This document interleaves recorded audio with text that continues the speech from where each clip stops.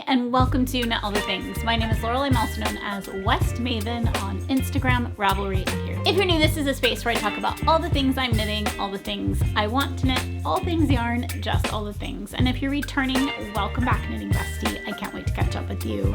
In this week's episode, I'm very excited to share with you the latest issue. This is a special edition of Laine Magazine. It is their 30-year anniversary edition, and it is jam-packed with inspiration, so I'm so excited to share that with you.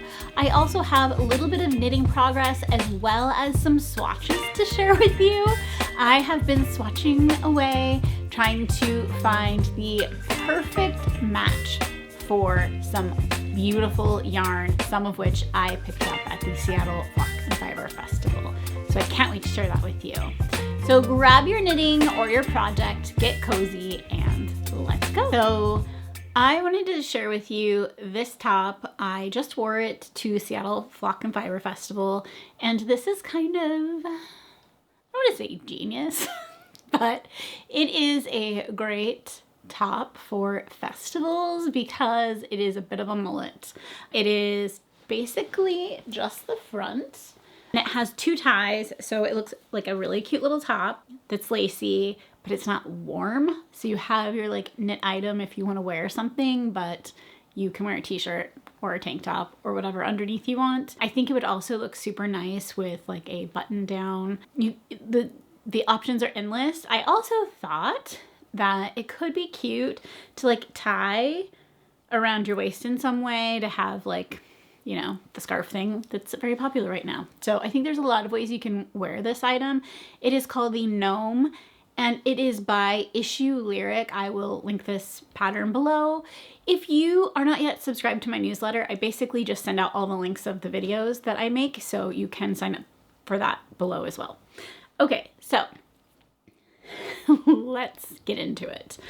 I cast on this, is called the Verona sweater. This is a pattern by Claudia Quintanilla.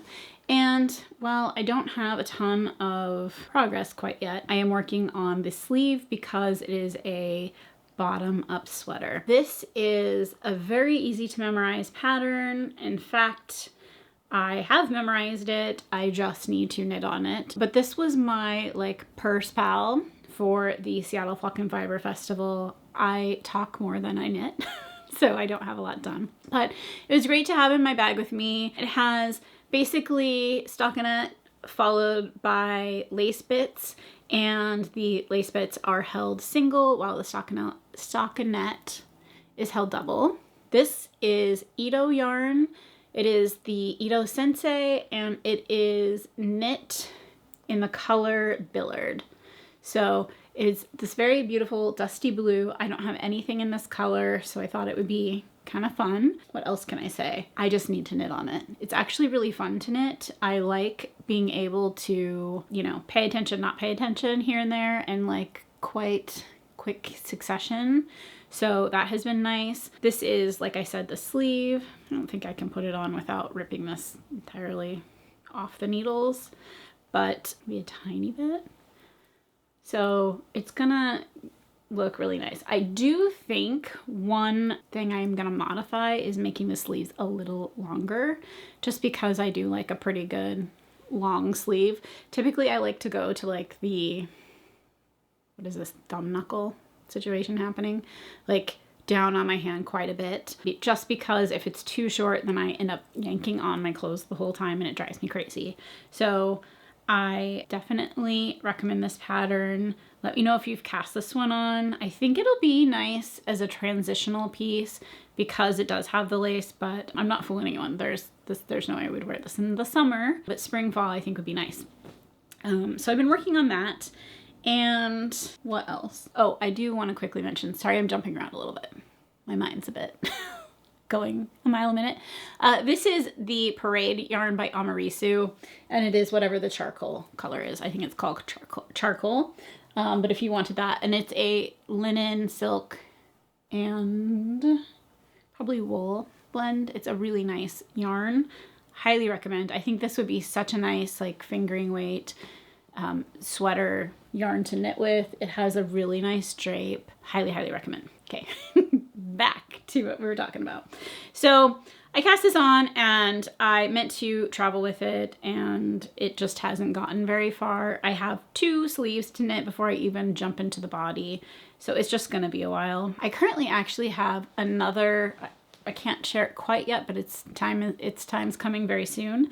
Bottom up sweater, and I don't typically knit bottom up, so having 2 on the needles is kind of weird for me, which is why I have been wanting to cast on something that is top down. Like I'm craving top down, kind of stockinette, something very basic that I can wear all the time that would just be like something I'm missing in my wardrobe. So let's talk about that. So I have had the Sailor Sweater by Ventzel in my pattern library for quite a while now. I actually had to try and find the PDF because I bought this back when Ventzel wasn't even on Ravelry, but now you can get the pattern on Ravelry if you're interested. It's not super size inclusive, so there's that. But let me show you. The swatches that I made, this is the swatch for the sweater, and I'm making it using Wandering Flock Cotton Lino. This is the colorway Sand, and this is Chocolate. And they're just so pretty. I really love that the sand has these speckles in it that like go so well with the chocolate. I think that's so pretty. And then my like master plan when I'm done with this, I have navy, burnt sienna, olive, and then now these 2 colors. And I want to make a striped sweater with all of the like scraps when I'm done with this last one. But we'll see how much yarn I have left. So this is the colors that I am working with, and I definitely want to make something striped. So here is what I have so far. So this is knit on a US size 7 and in the pattern. And it is very loose, which I don't hate. But the thing that is actually irritating me is right here below, like where you're doing the color work kind of portion, you can see the white, the sand color kind of peeking through the stitches just because it's such a wide gauge. So I hated that, and I was feeling like frustrated. So I also swatched using a different size needle. So I went to a US size 6. The gauge for this pattern is 20. Ooh, it's either 19 or 20 stitches. I think it's 20. No, maybe it is 19. I lied. It is 19. My goal is to get 20, and I can knit either a size larger or just have a little bit more fitted. Like, haven't decided size-wise what I'm doing yet. But I didn't like this on the size 7, but I was getting gauge, I believe, on this, but I don't like how it looks. So I thought about it for a little bit, and I talked to my friend Lina, and she suggested, why don't you just do stripes and not the thing? So I had already started on a size US 6 in pattern on the bottom, and then I just went to stripes just to see how that looked, and then measured gauge. And I think the gauge here is like 20 stitches. I'm gonna have to remeasure everything because I just don't remember, but I did like how the stripes were looking as opposed to the original design. So then I thought, but the original design, maybe you can see it here, it makes the white look a little bit thinner and the darker color, the chocolate, look wider in the same amount of rows. So my thought is that if I do decide to just do regular stripes, I will do one less white stripe and make that a chocolate so that the chocolate's a little bit whiter and I'm still getting the same effect. So rather than, looks like 4 rows of white, I'll do 3 rows of white and then an extra chocolate to offset. Also, looking at the pictures online, they're not like super up close, some of them, and it just looks like a stripe, so I don't feel like I'm missing out on anything. The thing I liked about the Sailor sweater in general was the shape. So it has like a sloping shoulder, and then it's kind of, I think, like drop shouldered, and then a wider sleeve that has really cool decreases at the cuff, which is the part that I thought was cool, along with the like sloping shoulder. So it's like the shape that I am kind of going after, less than the like striping detail. So I think I will figure out what size to knit. I do want it to be oversized.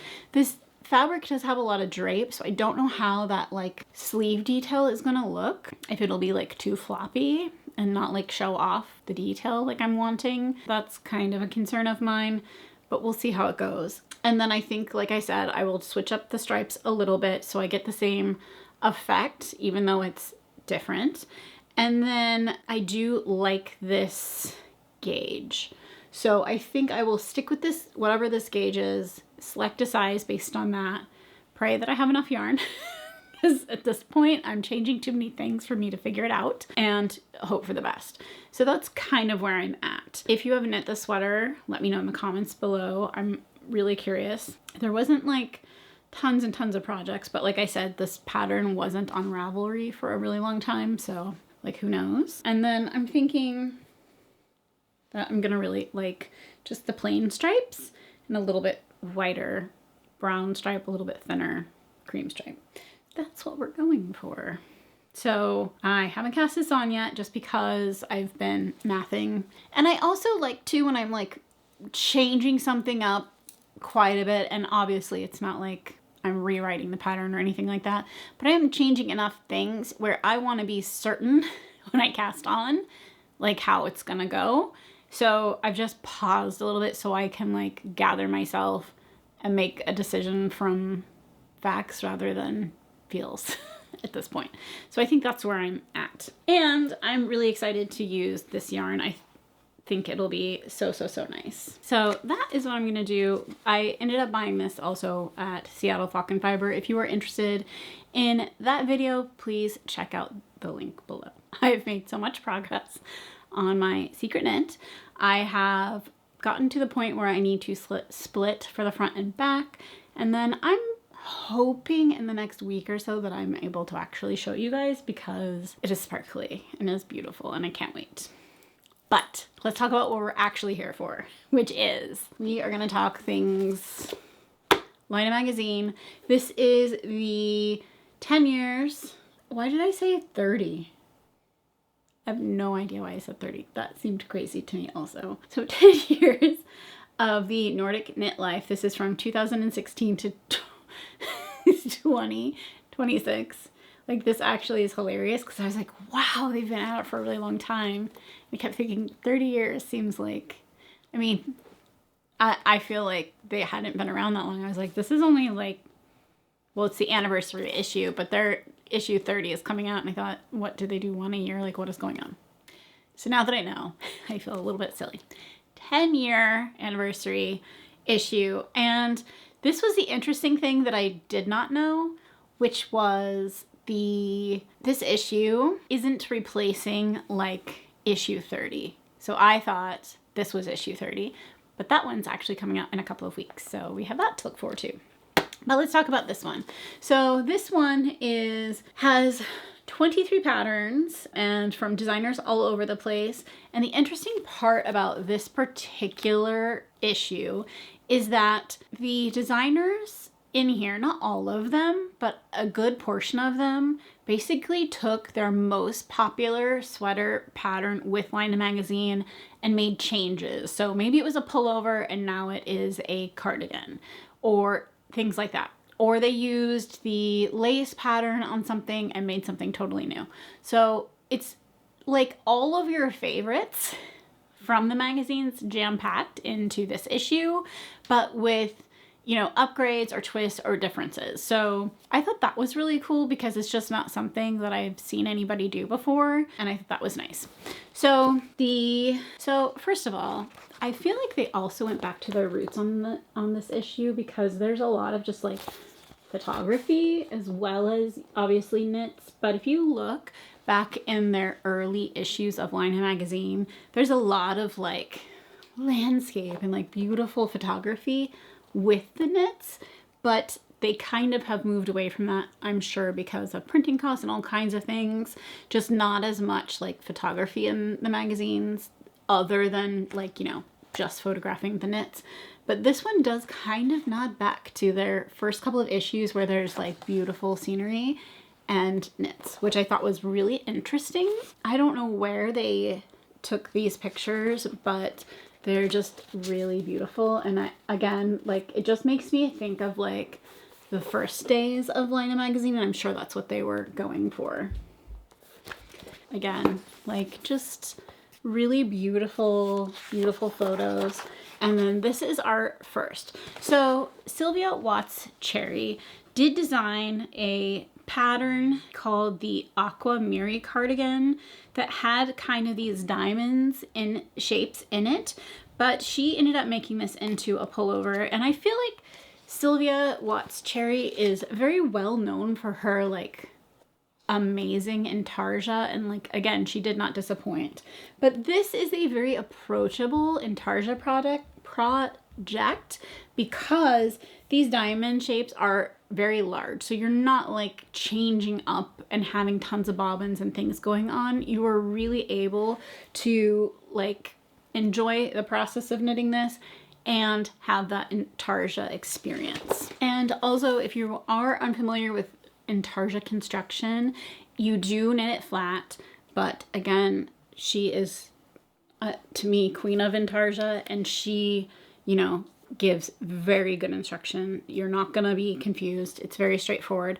And intarsia is one of those things that once you learn it, you're gonna wonder why you waited so long, because it is very simple. It is big impact to me, and it's, again, just such a cool sweater.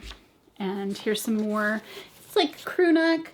You have a nice chunky hem, chunky cuffs, and I thought this was kind of cool. So just the like, I don't know if edges is right, but like right down your sleeve is where you're having the intarsia. The rest is like plain stockinette. So you're not spending time, you know, it gives the biggest impact for the littlest amount of effort, I guess you could say. And I will also say that we are not going to go through every single pattern in this book, just because it would be quite difficult to do, but I will do my best to showcase lots of different ones. So this is by Tila Riho. It's called Sissy. And the interesting part about this pattern is that I feel like you can wear it front or back. Like, you basically have two sweaters in one, because if you wear it backwards, you have like a crew neck version, and if you wear it forwards, you have a V-neck, which I do like options a lot. So this is the model wearing it with the V-neck in the front, and this is the model wearing it with the V-neck in the back. And I really like having options in my wardrobe that you can really switch up, so that when you're spending so much time making the sweater, you have options to style it in a lot of different ways. So I feel like Sari Nordlund is well known for her poet top. I actually don't know, so I'm making this fact up, but I feel like the poet is one of her most made patterns. And there is like the poet tee, there's a poet sweater, there's a poet blouse, there's lots of poety things. And she went and did a poet skirt. So I just envision someone making like both pieces and just being a poet altogether. I think this is so pretty. The stitch pattern is just really beautiful. I'm gonna find a better picture of it. Here we go. So it's the same stitch pattern that we love, and just a really, really nice skirt. And I like that it is kind of, I don't know, column isn't probably the right word, but it is just a very straight, not overly complicated shape, so that the design aspect of the stitch pattern is able to be like shining through. I think that's really, really nice. And then you can, with something kind of simple like this, customize your length. Maybe you just want a little short skirt. Maybe you even want to go a little bit longer, but you have some options. So this one is by Jonna Helen, and she is one of the founders of Laine Magazine, and she's really well known for like the Lento sweater. And she came again with a just simple but elegant sweater with the Scarborough I think this one's gonna be like right up there with the Lino in terms of people wanting to make multiple ones. It's like a great wardrobe staple. This particular one she marled using their special yarns that they had milled. So this one is really cool. So Susanna Cardinin made this pattern, the Snow Gum, and she's made several patterns with Laine Magazine. This one has a really cool pattern, and I think it's pretty rare to find patterns that have some of the patterning, you know, below the chest, because not everybody wants like a yoke. They sometimes want like this more detail towards the bottom of the sweater, and this one is perfect for that. I also think it is a vest, but no one's stopping you. You could make this into a cardigan, add sleeves if you want. That's a fairly easy like add. Let's see what else. Okay, so Maxim Cyr of Les Garçons had this sweater called Nightfall. It was like the Nightfall pullover. And so here's an example of a pattern that was super popular, well loved, and then made into a cardigan. In fact, this is a zip cardigan. I have never added a zipper to my knits. Maybe I'll need to start with this one. It's really pretty, very simple, but high impact yoke. I really, really like it. Here's some more pictures of that one. Okay, gosh, honestly, it's really hard to skip any patterns in here because they're so good. Let's do this one. This one is the Elios by Bernice Lim. And it is a like cabled textured sweater.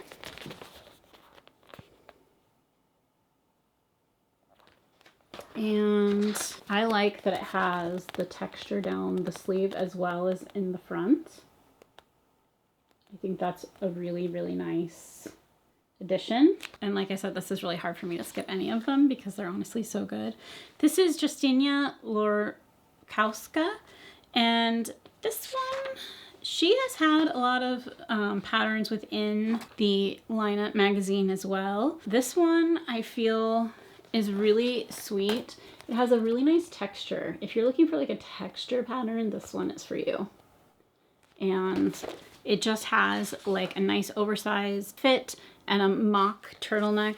There's like a nice detail on the shoulder.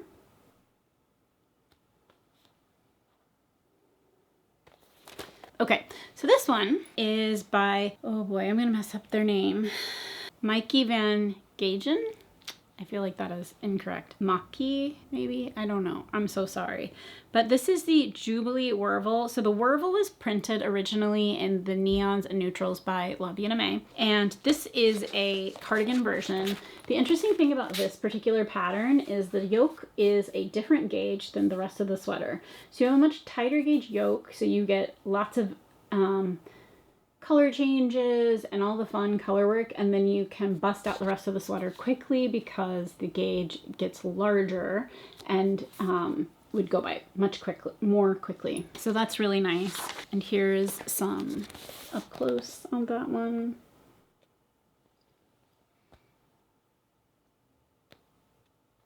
On this page.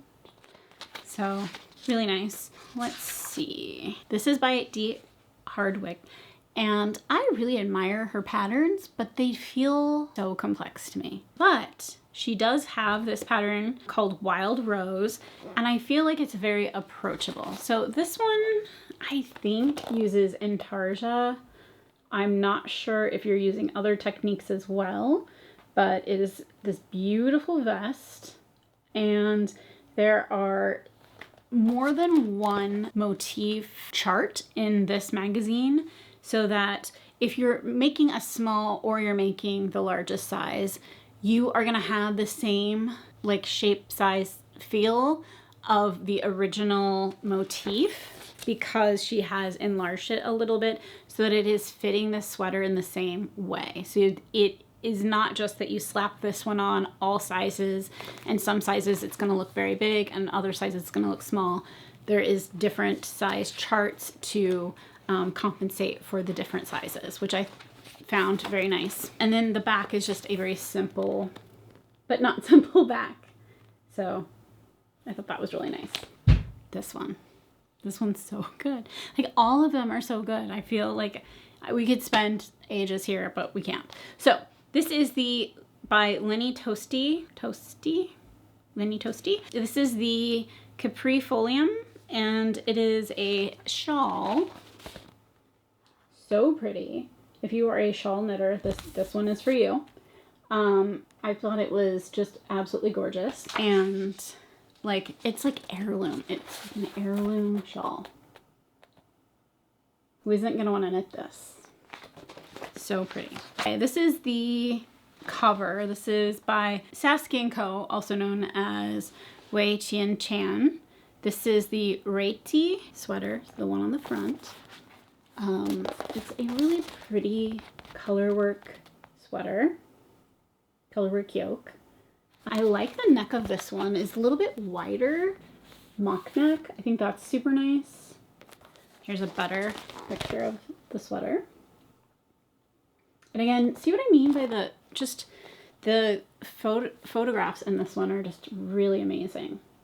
I mean, they had to still fit 23 patterns, but they did take up the space and really like show off these patterns. Okay, let's keep going. This one's good too. Okay, so this is by Orlaine Suchi. This is called the Tupi, and it is a really cute cardigan. I think this is like a totally different vibe, different person. This one has not only the front yoke, but it also has the sleeves as its own kind of pattern. I hope that you're able to see how awesome these are. And not only does it have down the sleeve, it also has like under here, which is like so cool. Like such a nice detail. This is by Marie Rainier. This is called Cadence. I love this one. It is, again, just a really textured pullover. I really love it. I love the shape of this one. Like, it makes me want to start knitting for fall right now. Let's find some more detailed. Here's the shoulder, and then just a better detail picture. Okay, so that's all we're gonna do for now. But I skipped a lot. I skipped a lot of patterns. We just don't want to sit here for days and days. But I can tell you, this is one of my most favorite issues that they've put out. And it's a bonus. It's not even issue 30. So we still get another one in just a couple of weeks, which I can't wait to share with you guys. If we are not yet knitting besties, please make sure to hit the subscribe button, and please like this video. It tells YouTube that other fiber enthusiasts like yourself enjoy this type of content. And until next time, make some yarn magic.